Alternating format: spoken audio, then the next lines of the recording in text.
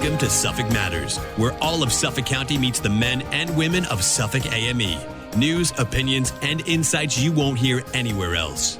Here's your host, the president of New York's largest independent union, Suffolk AME's Dan Levler. Welcome to another edition of Suffolk Matters on Walk 97.5 and 94.3 The Shark, where Suffolk County meets the men and women of Suffolk AME. News and views you can't hear anywhere else. So our guest this morning is Senator Diane Savino. Good morning and welcome to Suffolk Matters. Good morning, Dan. Good to talk to you again. Likewise. And, we want to get into one of the bills that you've been working on, which I think is very important. But, first and foremost, I'd like to start with, some of your background. You actually started as a public sector union member before getting involved in your union and then obviously before running for public office. So can you let us know a little bit about, your work history and how it brought you where you are? Sure. So that's exactly how I started. A little more than 30 years ago, in September of 1990, I went to work for the city of New York as a caseworker in the city's Child Welfare Administration. I was one of a brand new class of 1,500 foster care caseworkers that they hired to deal with a new program called kinship foster care. And, the city actually had just been sued for failure to provide services. It's a constant thing with social services where the city or state government doesn't provide adequate services. Somebody brings a lawsuit. The next thing you know, a new program is born. And then they scramble to find a way. I'm right? familiar, yes, right. yes. And so, at that point in time, the city was desperate to hire people. They hired a whole, as I said, 1,500 brand new caseworkers. We were all young, and we were very enthusiastic about our work. And within a 6-month period of time, we were all on the chopping block because the city was in one of its never-ending fiscal crises. Right. And so one of the things that happens when you become a child welfare caseworker at the city of New York, you also become a member of the Social Service Employees Union, Local 371, right, which has always had a very strong history of being an advocate organization, advocating not just for its members, but for the people that they serve. Right. And, the union became very engaged in the battle against those budget cuts and encouraged all of us who were on the layoff list. We all had layoff notices in our hands. Right. Not to give up, that we should engage and get involved with the lobbying effort at City Hall, to go talk to our city council members, to get on the bus and go, march around. And that's exactly what I did, along with, several hundred of my other colleagues. Right. And lo and behold, we won the fight. And we were able to convince the city council and the mayor that letting us go did not make any sense, not from a budgetary perspective. It was bad for the people that we served, and right, also it didn't even make any financial sense. Right. Half of our salaries were paid for by the federal government, so the city wasn't really going to save any money. And out of that experience, I became a union activist. And in fact, the first election I ever ran for was union delegate. Yeah, and I feel like everyone who gets involved in the labor movement, not just as a member, but like as somebody that actively gets themselves involved and plugged in and doing the work, always has that personal story of something that was happening to someone close to them or something that was happening to them that got things going. And I think that kind of clearly, paints the picture as you got yourself involved in your union and then moved in with DC 37 as the vice president of political action and legislative affairs, which I'm sure really, gave you an excellent crash course into, what serving the public was going to mean, in later runs. Right.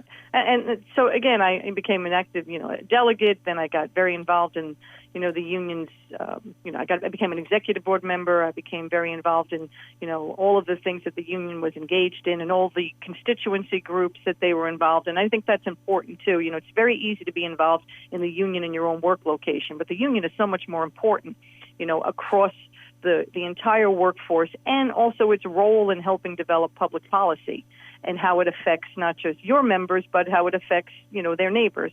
And so, after that, I went to work for the union, first as a grievance representative, representing people in grievances and disciplinary cases, and then I became the vice president of political action and legislative affairs. And I don't know, somebody convinced me to run for Senate.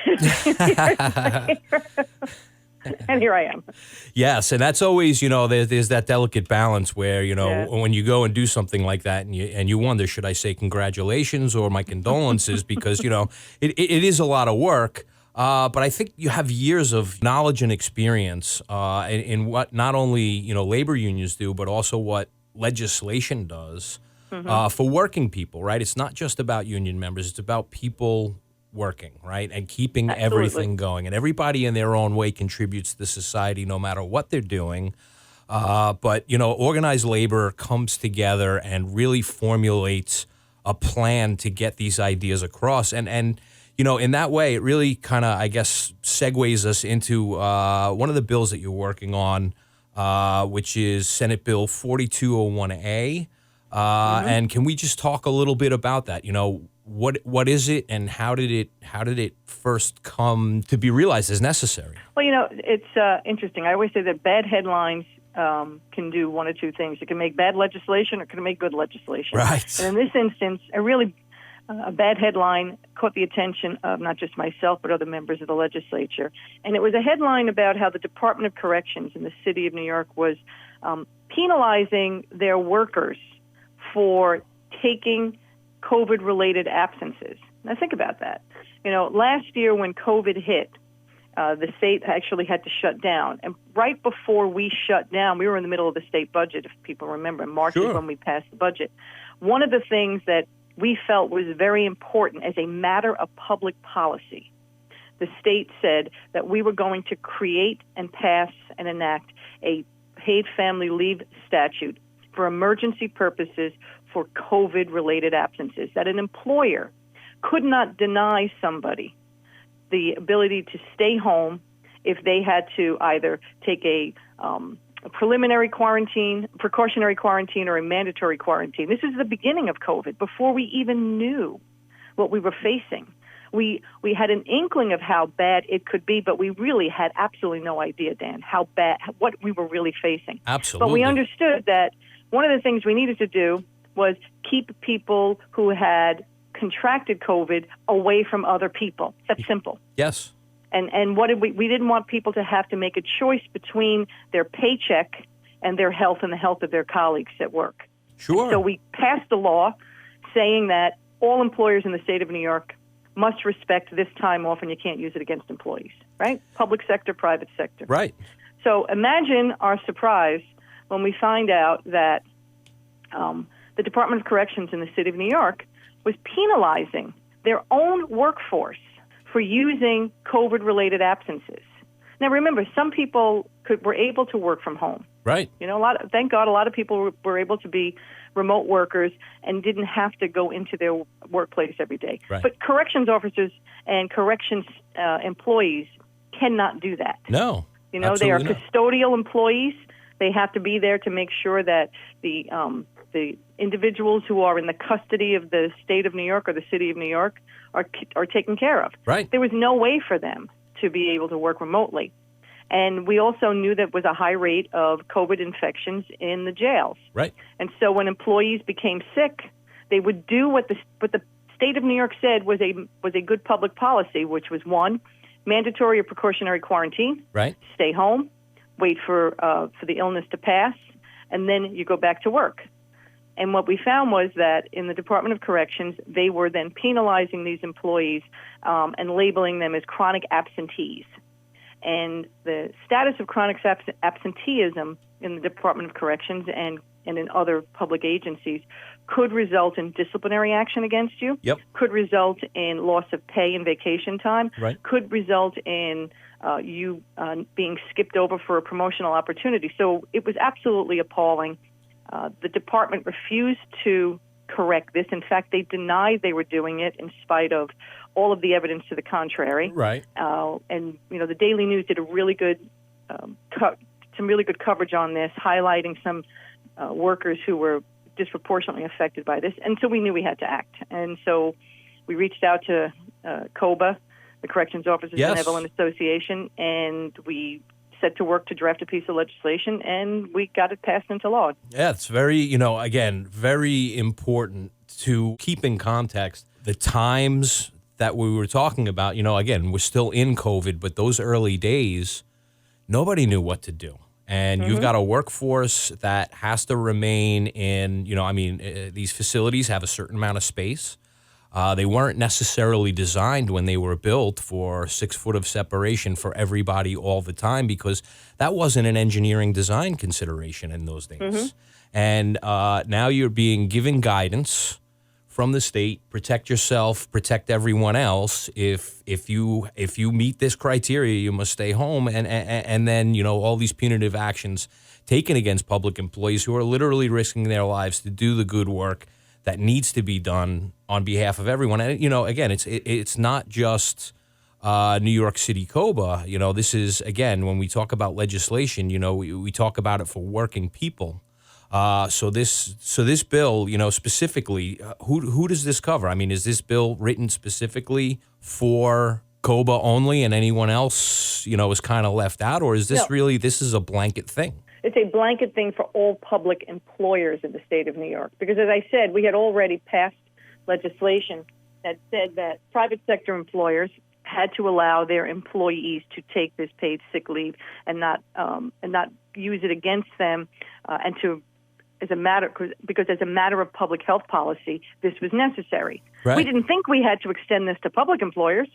Right. We didn't, Yeah. we didn't think we were going to have to tell, state and local government agencies that they would have to do the same thing. Right. But apparently we did. Yes. So the bill that we passed applies to all public employers. Sure.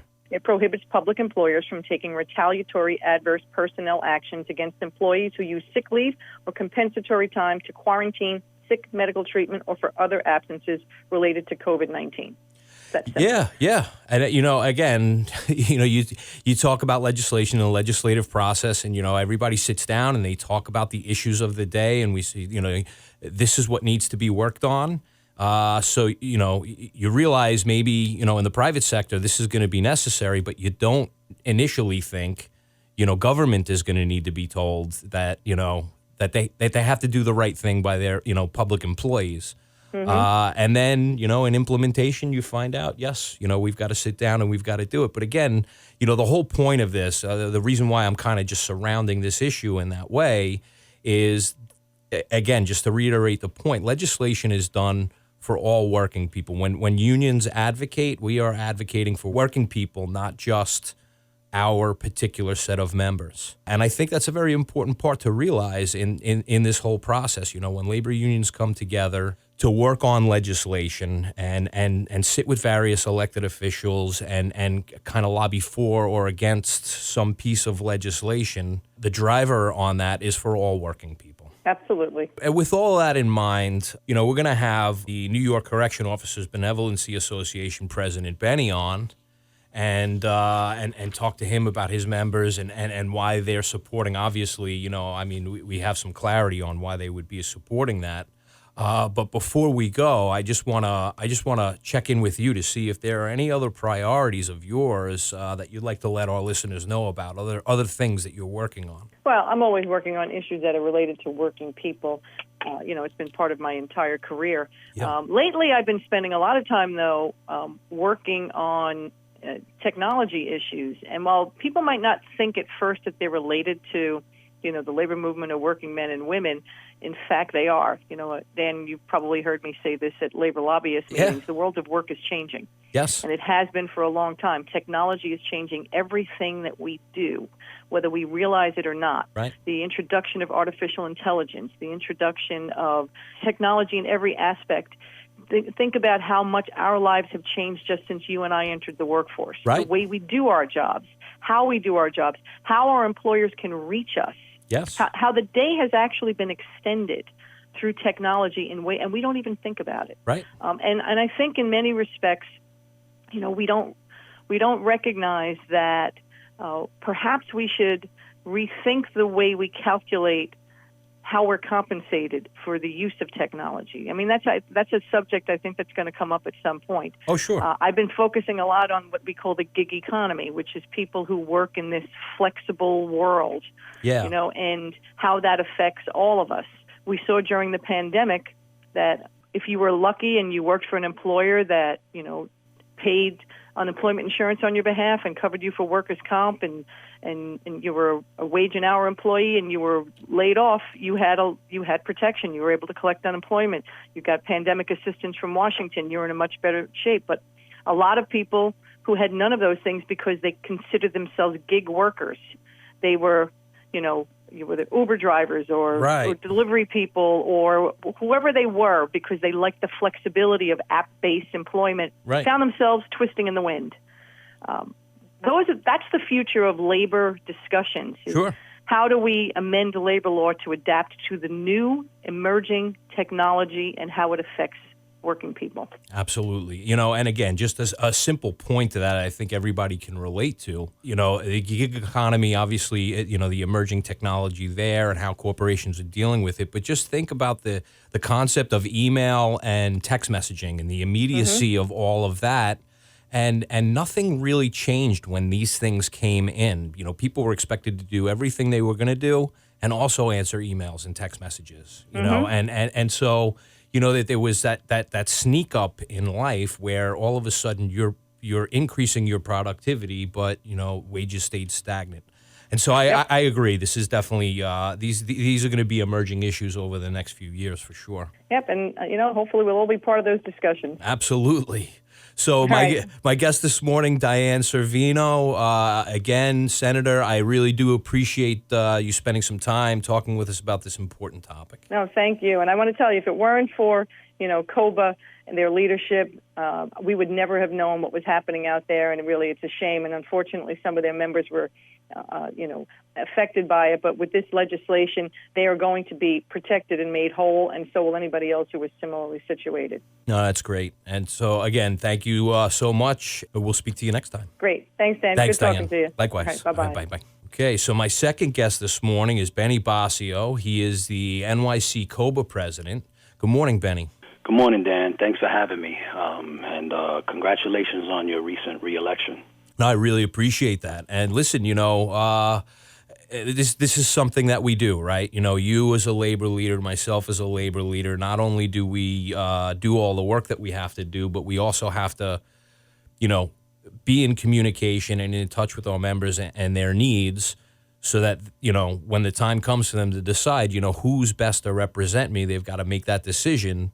They make wise choices. So, and listen, we just had Senator Diane Savino on to discuss some legislation that would impact your members. But I want to first talk about, your members, who they are and what they do. Again, there's this myth around public employees, and I think this is very much especially true about corrections officers. The employees that you represent do so much more than what people think they do when working inside of the system. So can you let us know a little bit about them, what they do? Yeah, absolutely. I represent all New York City correction officers, active and retired. Combined, there's about 20,000 members. Obviously, we patrol the toughest precincts in New York City, the city's jails on Rikers Island and the borough facilities. Absolutely. And again, the life of a correction officer is, again, inside of these facilities, but, there's more to do than, again, like I say, TV and movies just portray, some guy just, standing sternly in the corner. I mean, there's so much work that goes on. I mean, life is still existing, even though there's the incarceration element. So, being a corrections officer is, in one way at least, you could say, is being a caretaker for someone. Oh, absolutely. Yeah. So the system has recognized that someone needs some corrective action, and part of the corrective action is being in the system, and 90% of the corrective action is work that's done with corrections officers. No, absolutely. We provide care, custody, and control for all the city's detainees. We're counselors, We protect them inside. Yes. It's a very violent situation for us right now. We're dealing with a more hardened criminal now because of bail reform. So Sure. people are in there for high, felony offenses. Yeah, and then that brings up the risk, and maybe some factions start developing within that system that just increases the danger for everyone. Those that are incarcerated and your members. So it's again, it's not an easy job. There's a reason why that's a population that's referred to as bold. Yeah, no, for sure. It definitely has been a lot more difficult. The quality of life of a correction officer nowadays is very, very poor. We're understaffed, working triple shifts. There's a ton of things that are going on with us right now. It's a really difficult time for New York City correction officers. No, I believe it, and very necessary. So, again, I appreciate the congratulations earlier, but I also have to congratulate you on winning a decisive victory as president of NYC COBA last year. But what motivated you to get involved and start serving on the executive board for your members? I've always been the person to kind of be the voice for those that don't have a voice for themselves, representing people. Early on, my father was a shop steward for the Teamsters Union. So I kind of was brought up in that manner of, defending people's rights. I wanted to make a difference. Yeah. It was definitely something. I feel like it was my calling, and I'm very happy doing what I'm doing. Absolutely. And listen, you had a landslide election. What do you think, you can attribute what your message was to the members that you represent that really, kind of pushed the needle in your favor? I think the membership trusted me. I spent about 3/4 of my career involved with the union. I became a delegate back in 2006. I became an executive board member in 2010. I held the position of sergeant at arms at that point on the executive board, and then recently elected president last June. Started my term July 1st of last year. I believe that they wanted change. They needed a different direction, and that's really what motivated me to do what I did and take that leap of faith to run for president, because I just felt like the union needed a different direction. And, I stepped up to the challenge, and the members trusted me, and they showed their confidence in me. And as you can see by the landslide victory, they believed in me, and I want to really make a difference for them in my tenure as president. Yeah, and this is really a job like no other. It's really hard to describe to somebody what this work is like without, being in it. So I imagine you, like me, first stepping into the role, there's just that little bit of okay, what do I get to first? It seems like, so many things need to be handled. So again, congratulations, one, and I just want to commend you on being that person that's willing to step up, fight for working people, fight for what's right. And I want to give an example of what we're talking about what that role really means. And that's with that Senate Bill 4201A, something that, Senator Diane Savino credited you guys with bringing to the forefront and making known that this issue was going on. But, I guess, just for historical context, I mean, how did COVID and the pandemic impact your members? I mean, again, we saw so many people working from home, and that's just not an option for your members. What was it like when the pandemic started and working through it? What was it like for your members? Oh, it was extremely difficult. When the city of New York needed us most, we answered the call. We came to work every day. Like you said, we didn't have the luxury of staying home. Right. We put ourselves at risk, and the department, the way they handled it since its inception was just a debacle. They didn't provide my members with PPEs. We literally had to go to court to force testing to get PPEs. Over 1,700 of my members ended up getting sick or quarantining. There was mismanagement, from its onset. Yes. We're told the CDC guidelines say you have to quarantine, and then, they ended up trying to discipline our members. after we were following CDC guidelines by giving them a chronic absent designation on their record, which could affect them getting post, affected probationary officers if they had excessive absences, possibly being terminated. So it was a multitude of effects that affected my members. And Diane Savino caught wind because we exposed what was going on in the newspapers and the media. And when she saw the story, she reached out to us and she wanted to be helpful. And then her and Assemblyman Abate sponsored the bill and actually got it through the Senate and the Assembly. And now we're just waiting for the governor to sign it. Yeah, and again, I think it's so important because, again, these types of protections seem so common sense. Everyone's being told, listen, this is a serious illness. We don't know enough about it yet. If you were exposed, if you're ill, whatever, the doctor, the health department, whatever says you've got to stay home, then that's what you've got to do. That's the direction everybody was given. There was legislation passed for private employers to do the right thing by their employees. And, who would have thought that the government would have been the one to abuse, the system, so to speak. But here we are with you and your members, facing this, direct, exact situation, having good legislators in both the Senate and the Assembly realize this was an issue and push this thing forward. And we hope that the governor signs that soon and all of that gets squared away. But it also illustrates the point that, while this was happening to your members, this was happening across the state.